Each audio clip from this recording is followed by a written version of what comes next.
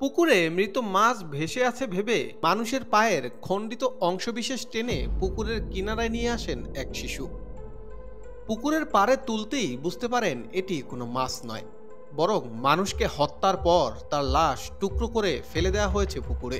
সেই টুকরো লাশের পায়ের একটি অংশ মাছ ভেবে তীরে তুলেছিল নীরব নামের এই শিশু। রবিবার আমাদের বাসা, আমরা এই সকালে মুখ ধুতে আসছি। সকালে মুখ ধুতে আসি দেখি একটা কি জানি মানে মাছ বুঝছিলাম, দিঘির মধ্যে অনেক বড় বড় মাছ আছে। তো মাছ বুঝান আমাদের ভাড়াটিরে বলছে দেখো তো উড়াইয়া, এখন উঠেই দেখি একটা লাশের পান না হয়। আরেক লোকজন ডাকলাম, তারাও বললো এটা পাও। তারপরে আবার সাডেদের ফোন দিলাম।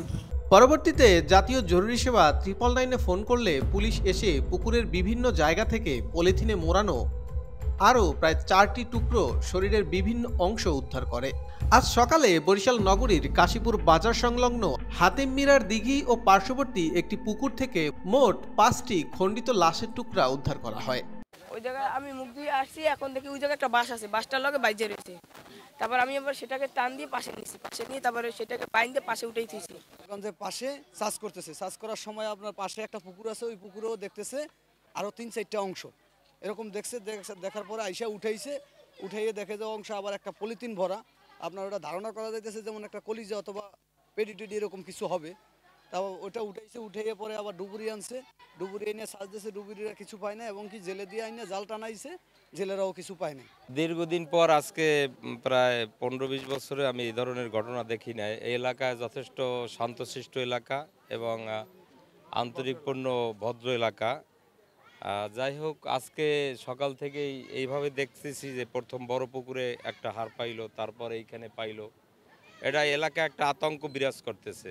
এই ঘটনায় পুরো এলাকায় চাঞ্চল্যের সৃষ্টি হয়েছে। আমাদের মধ্যে খুব ভয় কাজ করে।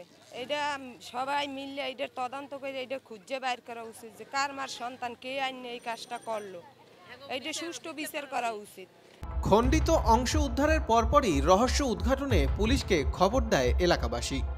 পুলিশ ও ফায়ার সার্ভিসের ডুবুরির দল নিয়ে ওই দিঘি সহ পার্শ্ববর্তী আরও একটি পুকুরে অভিযান চালানো হয়। পুলিশ বলছে হত্যাকাণ্ড ঘটিয়ে শরীরের খণ্ডিত অংশ পলিথিনের ব্যাগে ভরে নির্জন এই দিঘিতে ফেলা হয়েছে।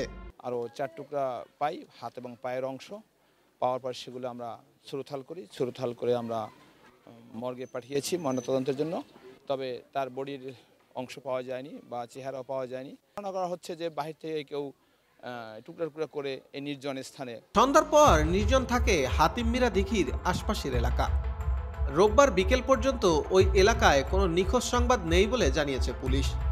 তবে সিসিটিভি ক্যামেরার ফুটেজ বিশ্লেষণ করে অপরাধীদের শনাক্তের চেষ্টা চলছে বলে জানিয়েছে পুলিশ।